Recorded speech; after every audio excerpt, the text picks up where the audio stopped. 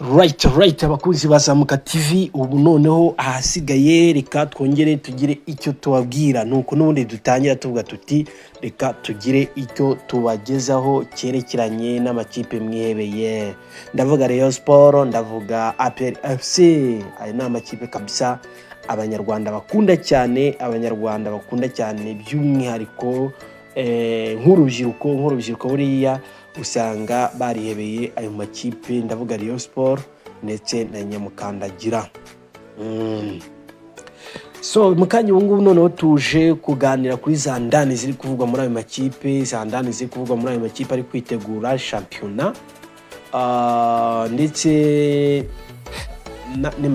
n'amarushanwa ya CAF Confederation Cup ndetse na CAF Champions League kuri Rayon Sport, CAF Confederation kuri APR FC, kuri Champions League, CAF Champions League. Twatangira tubabwira tuti rero mukomeze mugubwe neza abakuzi bazamuka TV, abari burasirazuba, iburengerazuba, amajyepfo, amajyaruguru ndetse ni Kigali katikati mu murwa mukuru w'u Rwanda ndani tutibagiwe n'abashuti bacu cyangwa se abakunzi bacu bari hanze y'igihugu, mu bihugu bitandukanye, Leta Zunze Ubumwe za Amerika, mu bihugu by'i Burayi, muri Aziya, no muri Afurika ndetse no muri Amerika. Nabo barimo kabisa, barimo batubona badukurikirana ndetse no muri Oceania. Ubwo so aba mwese turabasuhuje tuvuga tuti big up kabisa, murimo muri garagaza cyane nkuko bigenda bigaragara kuri trend. Murakomeza rwose ibyo muri gukora biri kutugera ku mutima. Ubu ngubu turishimye, turanezerewe kubera mwebwe muri kudushimisha. Natwe dukomeze tubashakire za ndani, dukomeze tubashakire amakuru kugira ngo tuyabagezeho mumenye ibiri kuvugwa mu makipe yanyu. Ubu ngubu rero uko bimeze muri iyi minsi cyangwa se muri iki gihe, murabizi neza na amakipe yanyu arimo aragenda yubaka, agura abakinnyi kugira ngo bazabashe gukina amarushanwa yo mu Rwanda ndetse n'ayo hanze nk'uko biteganijwe muri kalendariye ya season itaha ya shampiyona cyangwa se y'ayo marushanwa mpuzamahanga. Nk'uko twabibabwiye ejo bundi kabisa, ubu ngubu twababwiye ko tubajije mu ikipe ya APR FC, twabwiye ko umukinnyi bita Ombolenga Fitina ndetse na Bugingo Hakim ndetse na Iragwa Haji bamaze gusinyira mu ikipe ya Rayon ya APR FC, bamaze gushyira umukono ku ikipe mu ikipe ya APR FC. Ubu ngubu n'abakinnyi bemewe b'ikipe ya APR FC.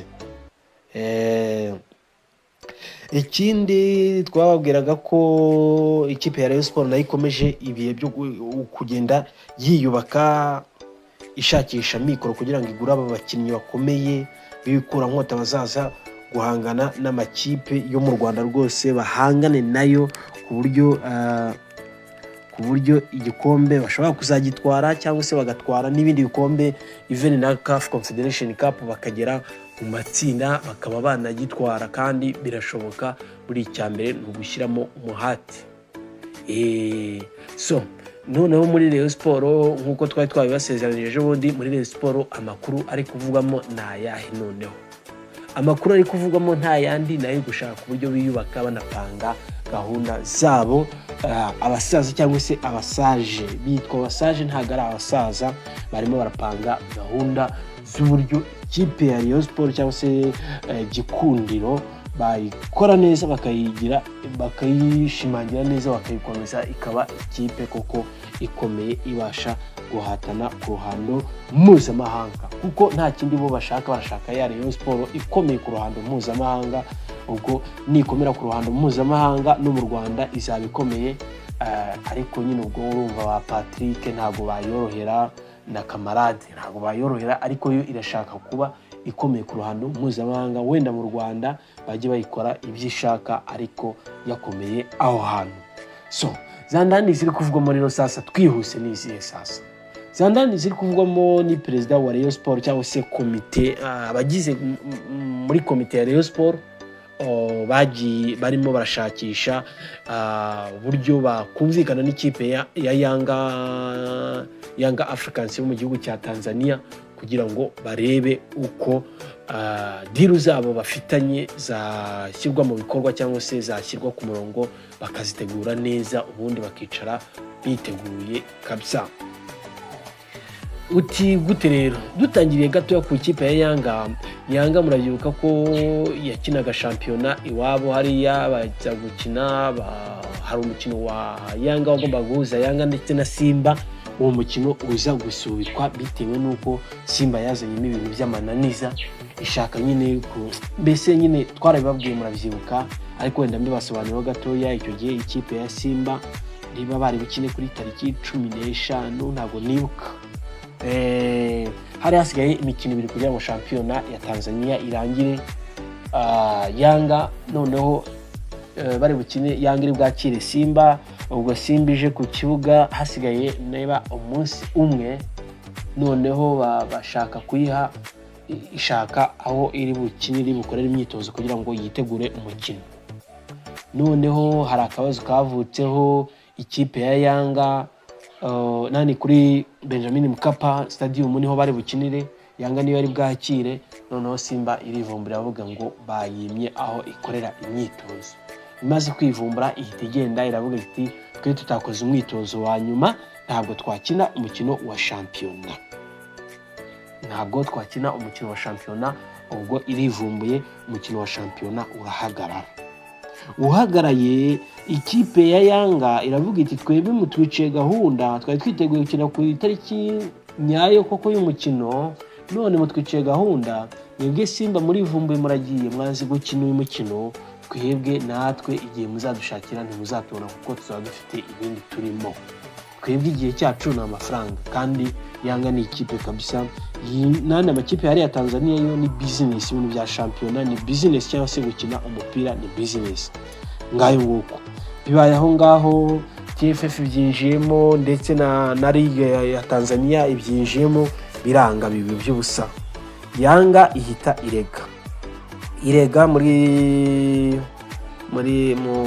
kanama gashinzwe gukemura impaka muri FIFA, barayibwira bati subira iwanyu Tanzania ugende utanga ubujurire muri TFF ndetse no muri na Ligue yanyu ishinzwe Ligue,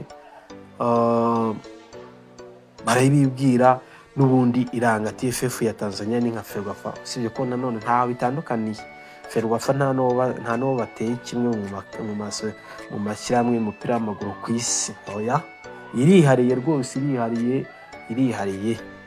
irihariye rwose, kandi ntabwo yihariye kubera ko ari hatari. Oya, iri hasi pyo mu gishanga, mu gihe abandi bo bari hejuru mu musozi. So reka dukomeze rero ako kari gaciyemo.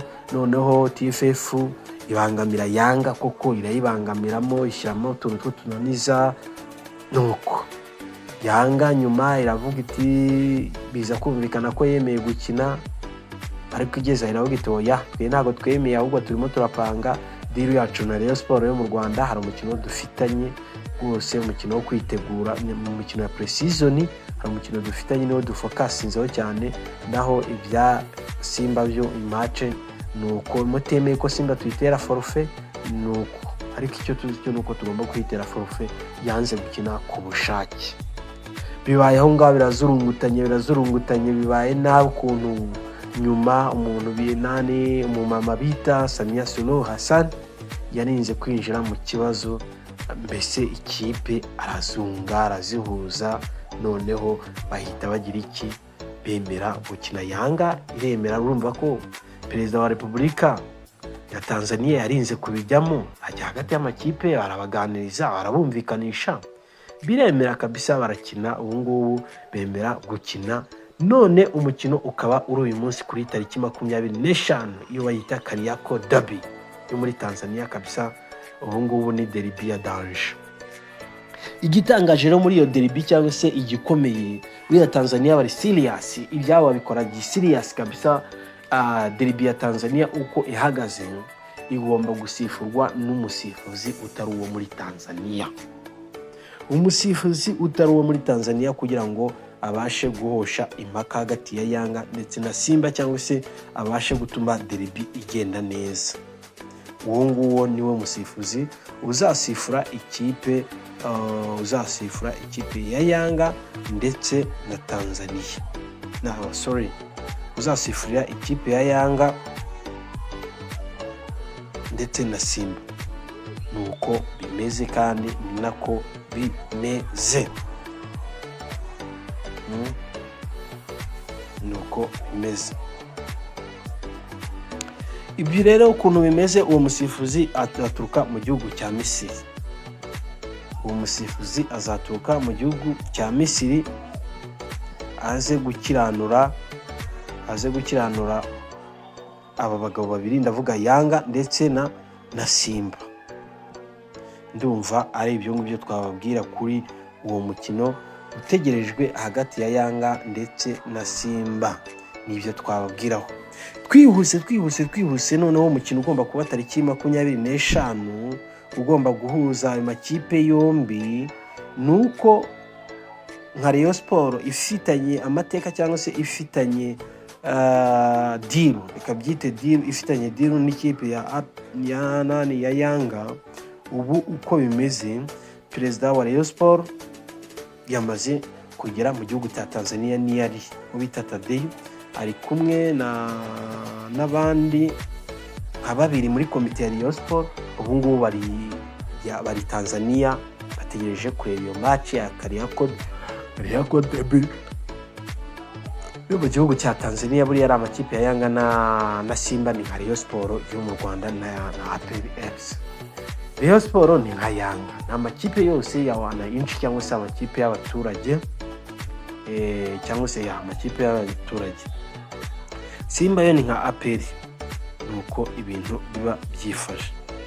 Noneho uko bimeze sasa hivi rero, uko bimeze, icyajyanye perezida wa Rayon Sport Bwana Tadei,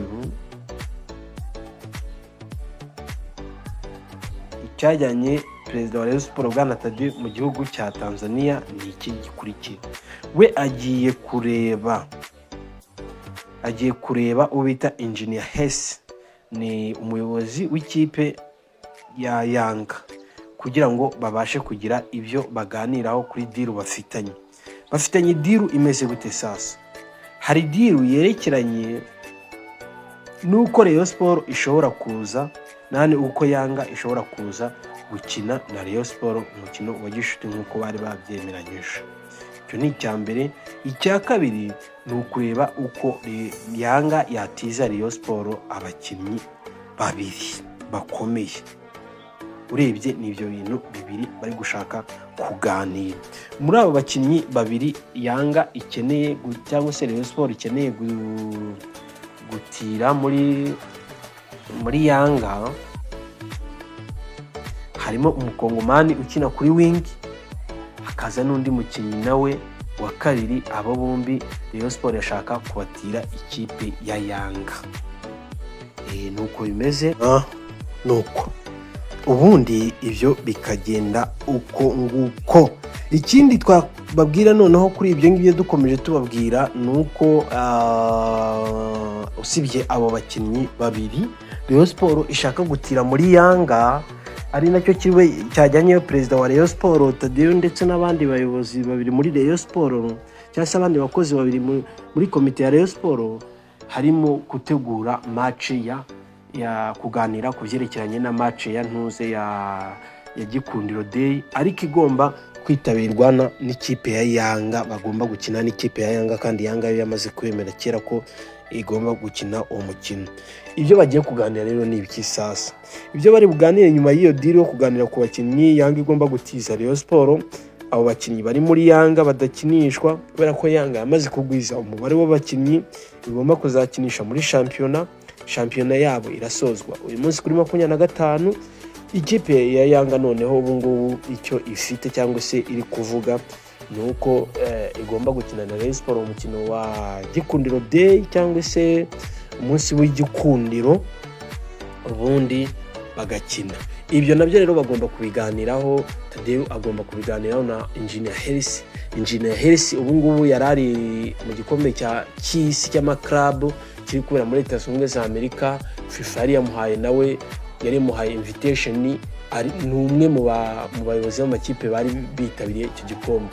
gusa yavuyeyo nyuma y'uko Yanga yari imaze kwemera nane Perezida Samia Suluhu yari amaze guhuza ayo makipe yombi, Yanga na Simba amaze kubahereza nyine amaze kubahuza ngo bakine umukino w'usubukure, bahise babwira Engineer Hersi ko match igomba gukinwa kuri 25. none Engineer Hersi areba aho match nkeya ziri muri icyo gikombe cy'isi cy'amaklabu, aravuga ati wenda ni haba hasigaye iminsi 2 nzazamuka njye gufatanya na bagenzi banjye gutegura iyo match ya derby izaduhuza na Simba. Engineer Hersi ni nawe wahamagaye Perezida wa Rayon Sport Tadio, aramubwira ati sasa tugiye gukina ya match twari bukine na Simba yasubukuwe, Perezida wa Repubulika yihaye umugisha, so tuzahuriye Tanzania noneho tuganire kubera ko mbere yuko nyuma ya match gato duhita iyo match ya shampiyona yacu irangiye ako kanya duhita dukora inama twahita dutegura shampiyona itaha, tegura season itaha. Noneho wowe uzaba hari kuri tariki 25 kuri derby yacu na Simba, noneho match nirangira ubundi duhita dukora iki nawe mu gihe turi gukora inama, ubundi ikibazo cyanyu nacyo tukigeho tukiganireho, nawe uhari bakubone ubundi tukinonosore cyangwa abakinnyi babiri muri gushaka, ndetse tunanonosore n'icya Gikundiro Day tugomba kwitabira. Muri Gikundiro Day rero proposal zihari nuko Yanga izaza nta gihindutse, reka tujye dukoresha iryo jambo nta gihindutse, kuko twebwe abakunzi ba Zamuka TV amakuru tubagejejeho twebwe tuba dushaka ko ntabwo tuzana ibihuha nko gutya na gutya, oya tuba dushaka kubahereza ibintu bifatika byumvikana, amakuru agezweho, cyangwa se niyo byabivugwa ariko ari amakuru avugwa wenda bigapfa ku munota wa nyuma ariko byavuzwe, ariko nta bihuha twebwe twabazanira. So nta gihindutse rero ikipe ya Yanga ikaba ariyo izakina na Rayon Sport umunsi w'igikundiro. Uyu munsi w'igikundiro rero ukaba uri ryari? Barimo baraproposa ko umunsi w'igikundiro ugomba kuba hagati mu matariki mu kwezi kwa 7 kurangira, mu matariki asoza y'ukwezi kwa 7 mu matariki 20 kuzamura, cyangwa se muri atanda mu ya mbere mu matariki 10 ya mbere z'ukwezi kwa 8. Nuko gahunda zifashe Gikundiro Day nishobora kuzaba none ikanitabirwa na Yanga nta gihindutse, cyangwa se indi kipe ariko nkuru cyangwa se ikomeye ku ruhando mpuzamahanga. Nguko uko bimeze rero. Dukomeje rero kubya Engineer Hersi na Tadio, ubu ngubu nyuma y'iyo match ya Simba na Yanga iricara ipange season itaha, noneho iyo proposal Tadio ayigeze ku bayobozi bose ba Yanga bari kubyumva bagire icyo bafataho umwanzuro, ariko amahirwe ahari byose nuko bari bubyemere, ahubwo Engineer Hersi yari yemeye Tadio ko ibyo byose bizakunda, ariko ikibanze ari ukugenda akabiganiriza komite ya Yanga ubundi ikabesha umugisha tayari deal ikaba done. Aho nibo bakinnyi rero babiri bari gutekerezwa muri Murera bakomeye.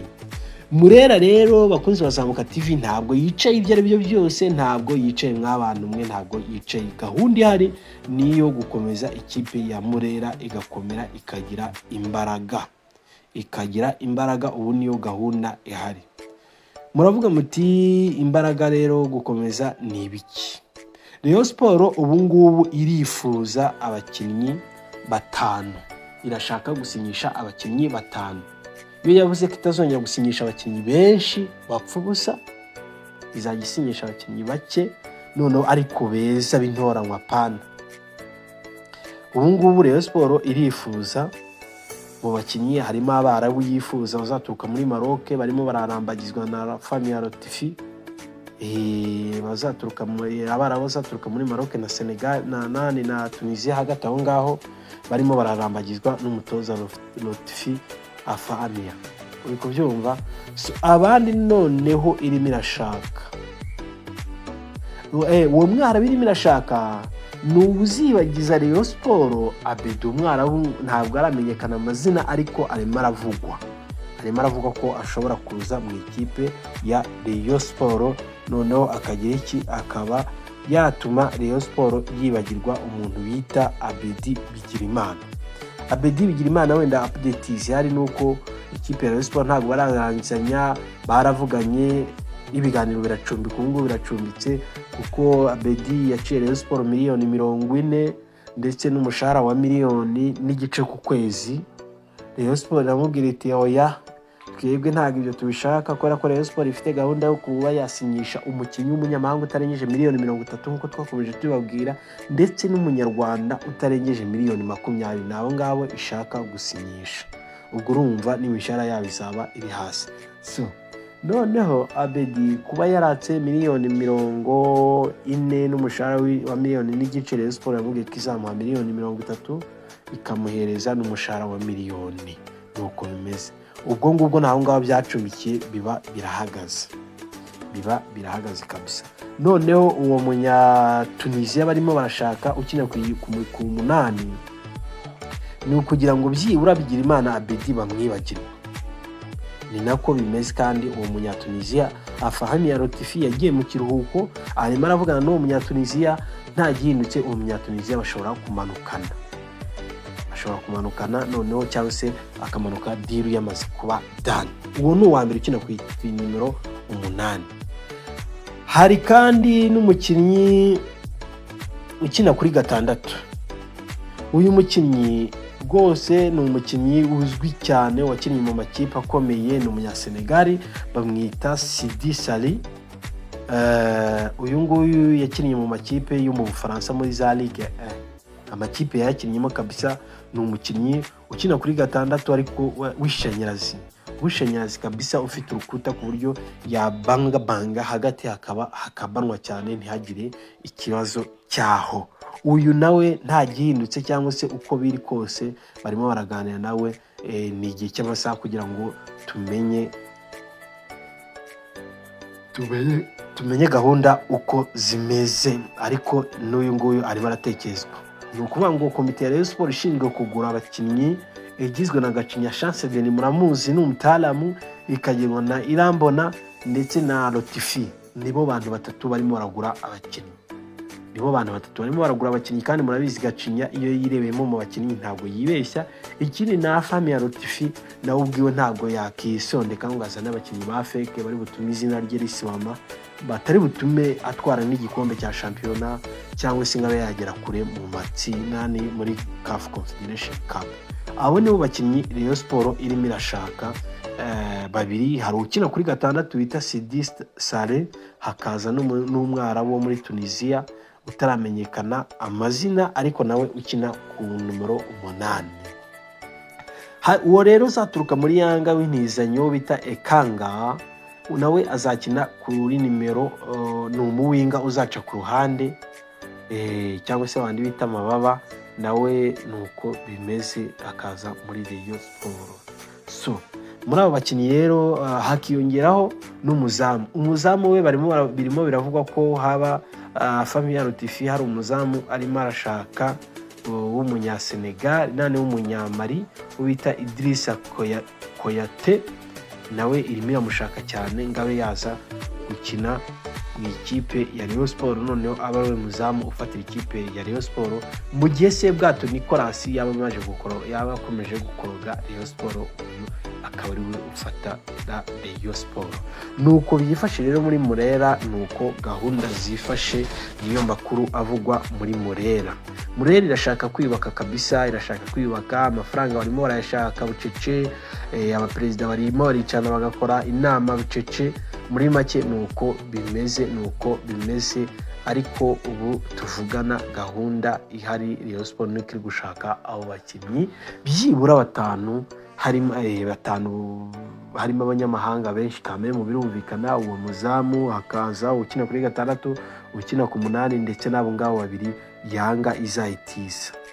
Ariko ibyo byose nubwo bari kubikora ba Chance Denis na Irambona ndetse na Fahmi Rotifi umutoza bari kuvuga gutyo cyangwa se bari gukora ibyo ngibyo, ku ruhande komite ya Rayon Sport nayo irimo iragenda ikusanya amafaranga ku buryo hari miliyoni 180 ziri aho ngaho z'ibide bateganya kuba babona, ndetse n'andi mafaranga Skol yabemereye izabahereza. Urumva ko amafaranga yo kugura abakinnyi barimo baragenda bayabona, cyangwa se hari ukuntu bayizeye kabisa.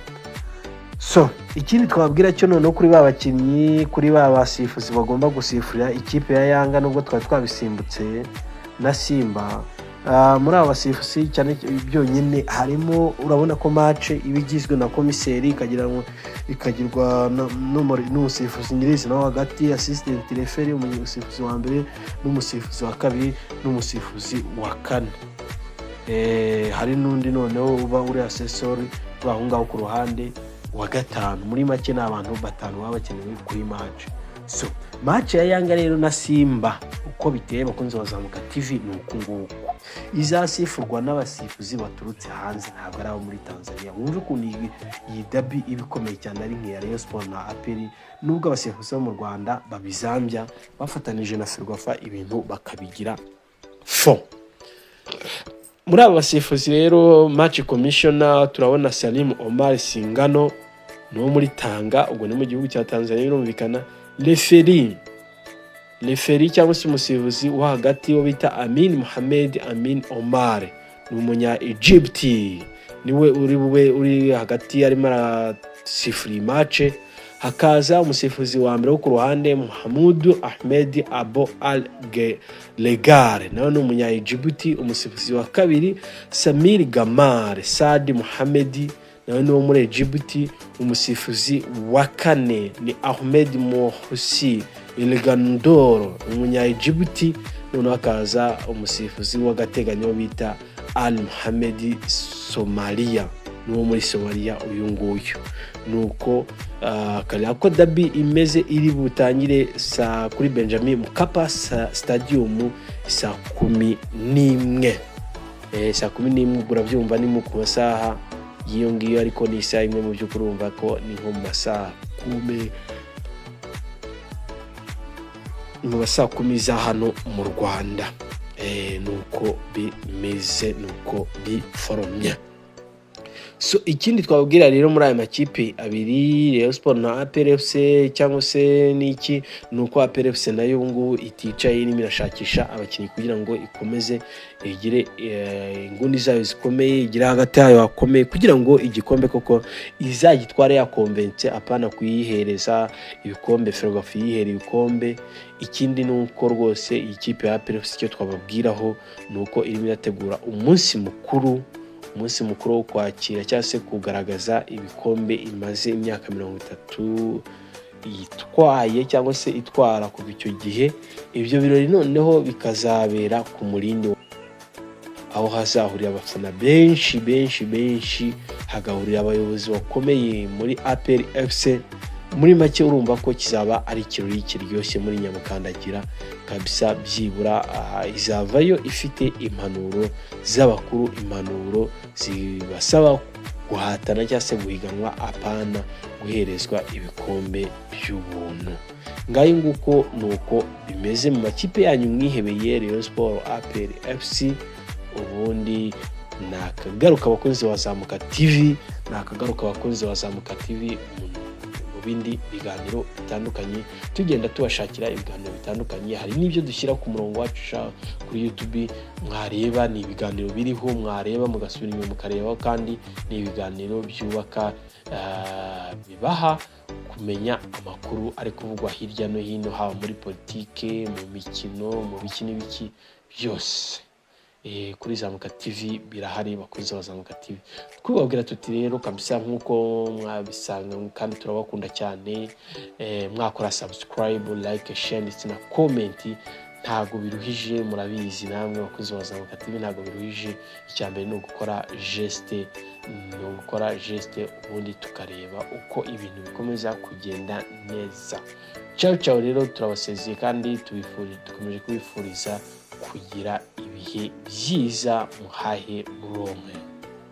Right ndumva ari uko nguko tugenda gutyo ariko ntago tugenda nk'abagesera.